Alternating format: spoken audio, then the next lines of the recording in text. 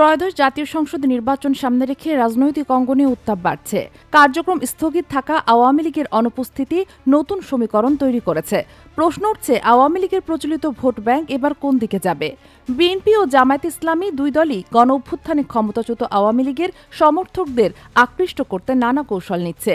সূত্র বলছে, জয়ের সম্ভাবনা অনুকূলে থাকলেও আওয়ামী লীগের ভোট নিয়ে বিএনপির কিছুটা দুশ্চিন্তা আছে। তাই প্রকাশ্যে দলটির বিরুদ্ধে কঠোর অবস্থান নিচ্ছেন না তারা। বিভিন্ন স্থানে বিএনপির প্রার্থীরা আওয়ামী লীগপন্থী ভোটারদের নিরাপত্তার আশ্বাস দিচ্ছেন, পাশে থাকার প্রতিশ্রুতিও জানাচ্ছেন।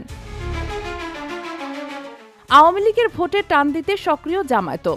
তারা নিরাপত্তা দেওয়ার নিশ্চয়তা থেকে শুরু করে সংখ্যালঘুদের দু একটি আসন ছেড়ে দেওয়ার চিন্তা করছে। দলীয় সূত্র এমন তথ্য জানা গেছে। বিএনপির স্থায়ী কমিটির সদস্য অবসরপ্রাপ্ত মেজর হাফিজ উদ্দিন আহমেদ মনে করেন, আওয়ামী লীগের ভোট জামায়াতের কাছে যাওয়ার কথা নয়। তাদের বেশিরভাগই ভোট কেন্দ্রে নাও যেতে পারে, আর যারা যাবে তারা ধানের শীষেই ভোট দিতে পারে।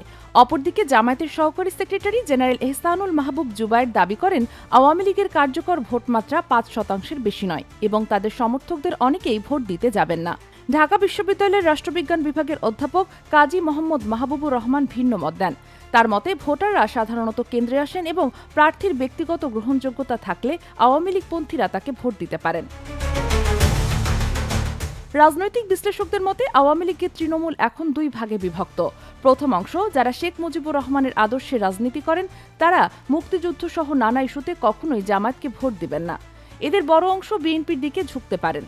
দ্বিতীয় অংশ, যারা শেখ হাসিনাকে অনুসরণ করে রাজনীতি করেন, এলাকার পরিস্থিতি ও নিরাপত্তা বিবেচনায় তারাও বিএনপির ধানের শীষ বেছে নিতে পারেন। Sheikh Masuma, daily hour, Bangladesh.